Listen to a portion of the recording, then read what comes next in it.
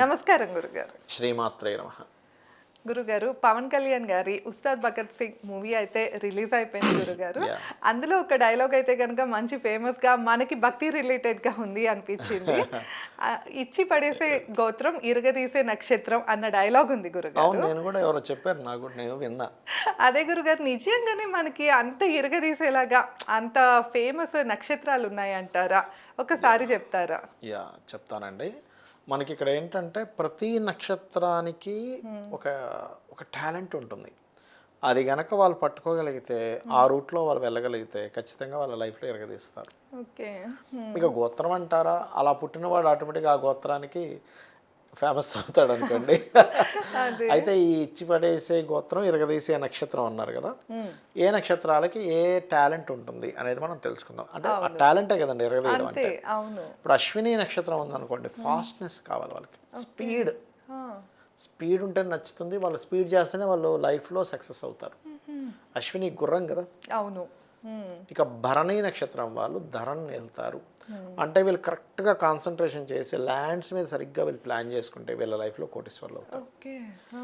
ఇక రోహిణి నక్షత్రం వాళ్ళు మనసుతో అంటే వీళ్ళు ఎక్కువగా ఎమోషన్‌తో ఎంత కనెక్ట్ అయితే అబ్బా! వీళ్ళు నిజంగా మదర్లీ నేచర్ ఉంది వీళ్ళలో అనిపిస్తది. రోహిణి నక్షత్రం ఎప్పుడు కూడా వీళ్ళ మనసు మంచిది అనే పేరే వీళ్ళని కోటీశ్వరులను చేస్తుంది. ఓకే. అంటే న్యాచురల్‌గా వాళ్ళ తత్వం అది. హ్మ్. వీళ్ళని అద్భుతమైన స్టేజ్‌కి తీసుకెళ్ళేది అదే రోహిణి. ఇక కృత్తికా నక్షత్రం. కృత్తికా నక్షత్రం కనుక తీసుకుంటే మనం కృత్తికా తర్వాత రోహిణి రావాలి. మనం ముందే రోహిణి చెప్పాం. సో అశ్విని భరణి కృత్తికా నక్షత్రం. కృత్తికా నక్షత్రాన్ని కనుక చూసుకుంటే మనకి మొదటి పాదం మేషంలో ఉంటుంది. సో మేషంలో ఉన్నప్పుడు వీళ్ళు నిప్పు అంటే వీళ్ళు ఎంత స్ట్రైట్ ఫార్వర్డ్గా ఉంటారంటే ఒక్కొక్కసారి వీళ్ళని అదే కాపాడుతుంది. అంటే వాళ్ళ నేచర్ ఏది ఉందో అదే వాళ్ళని కాపాడుతుంది అంటాను ఎప్పుడు కూడా. ఇప్పుడు ఒక్కొక్కసారి ఓవర్ అయితే కష్టం మళ్ళీ. అదే. మరీ ఓవర్ అగ్రెసివ్ అయితే కృత్తిగా ఒకటి పాదం వాళ్ళకి ఇబ్బంది కూడా వస్తుంది. హ్మ్. అలాగే కృత్తిగా 2, 3, 4 పాదాల వాళ్ళకి డిగ్నిఫైడ్ నేచర్తో పాటు కళా సంబంధించినటువంటి తత్వం కూడా ఉంటుంది. ఓకే. ఇక రోహిణి అయితే మనం ఎలాగో చెప్పుకున్నాం ఈ నేచర్ ఉండాలి అని. ఇక మృగశిర 1, 2, 3, 4 పాదాలు 1, 2 పాదాలు మేషంలో వృషభంలో ఉంటాయి. 3, 4 పాదాలు మనకి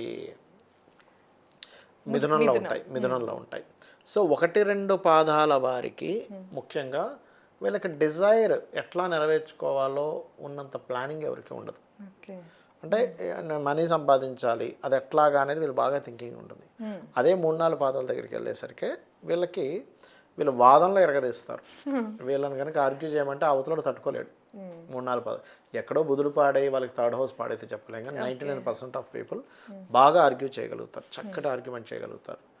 ఇక ఆర్ద్ర నక్షత్రం ఊహాశక్తి ఎక్కువగా ఉంటుంది. అంటే అవతల వాడు వీళ్ళని మోసం చేయబోతున్నాడు తెలిసిపోతుంది. ఒక్కోసారి వీళ్ళు మోసపోతారు కూడా.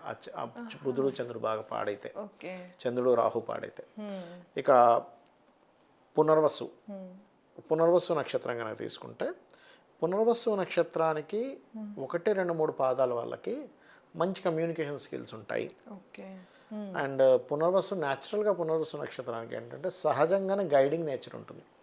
అంటే అవతల వాళ్ళని గైడ్ చేయాలి, డౌన్ టు ఎర్త్ ఉండాలి, ఈ లక్షణాలు ఎక్కువగా అంటే వీళ్ళు దీన్ని కనుక కరెక్ట్గా మెయింటైన్ చేస్తే వీళ్ళ లైఫ్లో అద్భుతాలు చూస్తారు. వీళ్ళు గిరగదీస్తారు. మనం ఆ సినిమా డైలాగ్లో చెప్పాలంటే పుష్యమి నక్షత్రం వాళ్ళకి ఏంటంటే ఒకే దగ్గర ఉంటే వీళ్ళు లైఫ్లో షైన్ అవ్వరు, ఎక్కువ తిరగాలి. అయితే పుష్యమి నక్షత్రానికి ఉన్న ఒక చిన్న డ్రాబ్యాక్ ఏంటంటే వివాహ జీవితం కొంచెం స్పాయిల్ అవుతుంటుంది, అదొకటి చూసుకోవాలి. ఆశ్లేష నక్షత్రం ప్లానింగ్లో ఎరగదీస్తారు వీళ్ళు. అద్భుతమైన ప్లానర్స్ వీళ్ళు ఆశ్లేష నక్షత్రం వాళ్ళు.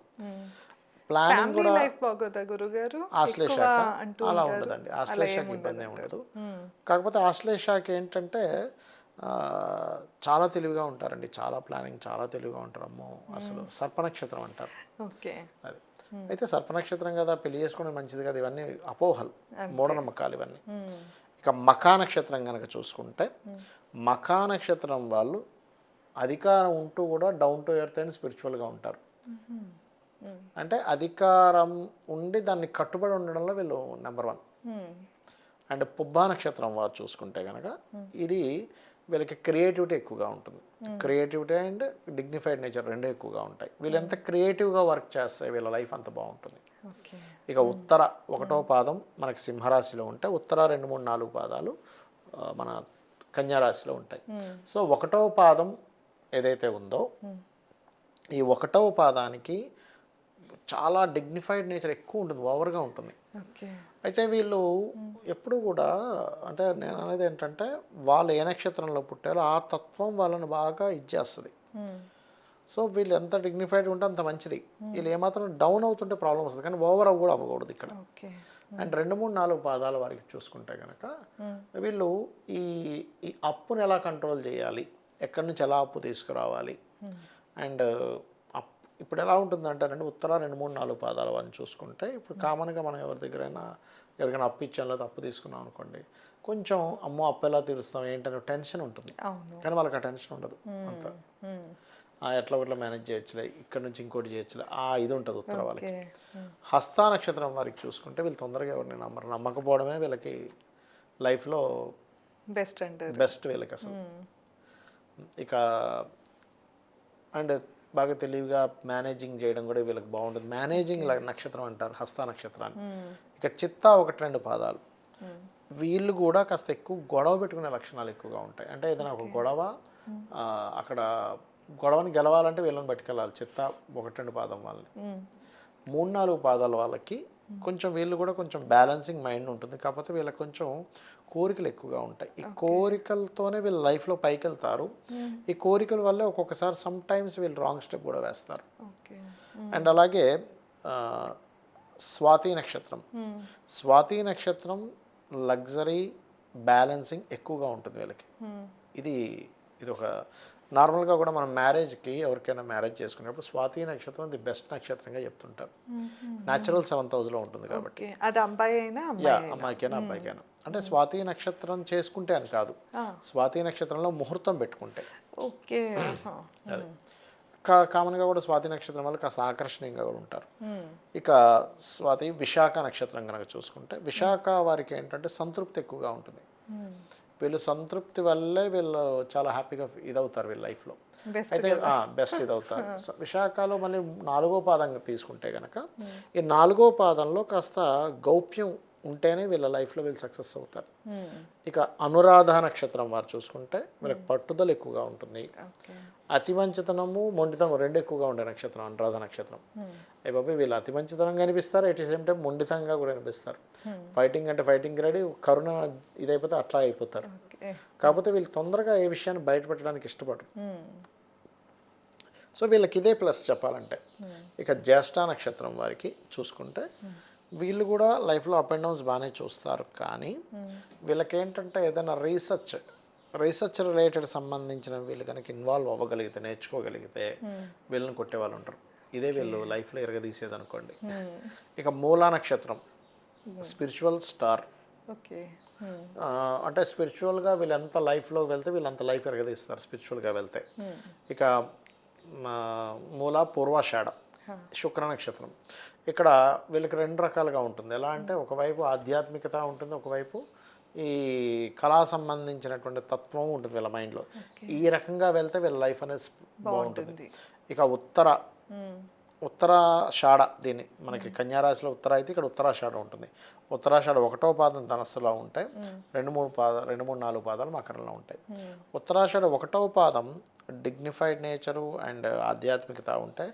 2, 3, 4 పాదాల వాళ్ళు కొంచెం ఎన్ని కష్టాలు వచ్చినా వాళ్ళ డిగ్నిఫైడ్ని ఇదవ్వరు, డౌన్ అవ్వరు.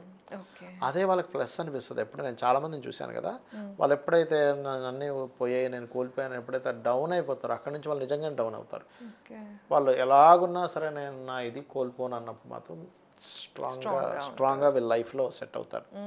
ఇక శ్రవణ నక్షత్రం వీళ్ళు కెరియర్ పరంగా ఎంత తిరిగితే అంత ఎరగదీస్తారు లైఫ్.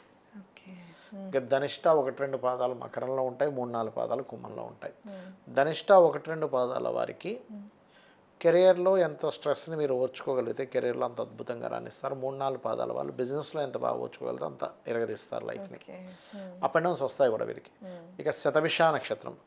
శతభిష నక్షత్రం ఏంటంటే వీళ్ళకి చెప్పాలంటే బిజినెస్ థాట్స్ ఎక్కువగా ఉంటాయి. వీళ్ళు కనుక ఇన్వాల్వ్ అయితే బిజినెస్ ఖచ్చితంగా సక్సెస్ అవుతుంది. ఎందుకంటే న్యాచురల్ 11th హౌస్లో ఉంటుంది శతభిషం. అదొకటి వీళ్ళకి ఇది. అంటే బిజినెస్లో వీళ్ళు ఎంటర్ అయితే గలిగితే అద్భుతం. అందులో ఫుడ్ రిలేటెడ్ బిజినెస్, కళా సంబంధించినవి, ఇవన్నీ కూడా వీళ్ళకి యోగిస్తాయి. Okay. Marketing, managing, events managements ఇవన్నీ కూడా యోగిస్తాయి. ఇక పూర్వభాద్ర నక్షత్రం. పూర్వభాద్ర నక్షత్రం 1, 2, 3 పాదాలు కుంభంలో ఉంటాయి. 4వ పాదం మీనంలో ఉంటుంది. సో 1, 2, 3 పాదాల వాళ్ళకి వీళ్ళకి ఎంత జ్ఞానం ఉన్నా వీళ్ళు బయటకు రావడానికి ఇష్టపడరు. అలా ఉండడమే వీళ్ళకి లైఫ్లో ఒక మంచి స్టేజ్ తీసుకెళ్ళి. కానీ 4వ పాదం వాళ్ళు ఎక్స్ప్రెస్ చేయగలగాలి. నాకు ఇది ఉంది చెప్పగలరు. అప్పుడే వీళ్ళ లైఫ్ ఒక ఇరగదీయడం ఇందాక ఆ డైలాగ్లో ఉన్నట్టే జరుగుతుంది. ఇక ఉత్తరాభాద్ర ధర్మబద్ధంగా వీళ్ళు ఎంత ఉంటే లైఫ్లో అంత తిరగదీస్తారు. ఏమాత్రం కొంచెం అటు ఇటు అయిందంటే పోతుంది. ఇక రేవతి వీళ్ళెంత నాలెడ్జ్ పెంచుకుంటుంటే ఆ నాలెడ్జ్ అంతా ఆ పరమేశ్వరుడు ద్వారా వస్తుంది, ఎంత ఫీల్ అవుతుంటే నాలెడ్జ్ గెయినింగే వీళ్ళ లైఫ్లో కోటీశ్వరుని చేసి అంత తిరగదీస్తుంది. ఇవి 27 నక్షత్రాలు. చాలా క్లియర్గా అంటే ఒక 15 నిమిషాల్లోనే 27 నక్షత్రాల వాళ్ళకి ఎలా ఉంటుంది అంటే వాళ్ళకి ముఖ్యంగా ఎట్లా ఉంటే వాళ్ళు సక్సెస్ అవుతారు అన్నది అంటే వాళ్ళ స్ట్రెంత్ వాళ్ళకి తెలియాలి కదా. అవును గురుగారు.